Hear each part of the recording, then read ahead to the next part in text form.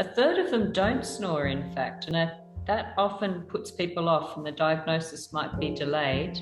And in fact, they looked at what is the most common symptom of kids with sleep apnea, and it was the fact that they throw their head back and they stretch out their airway at night.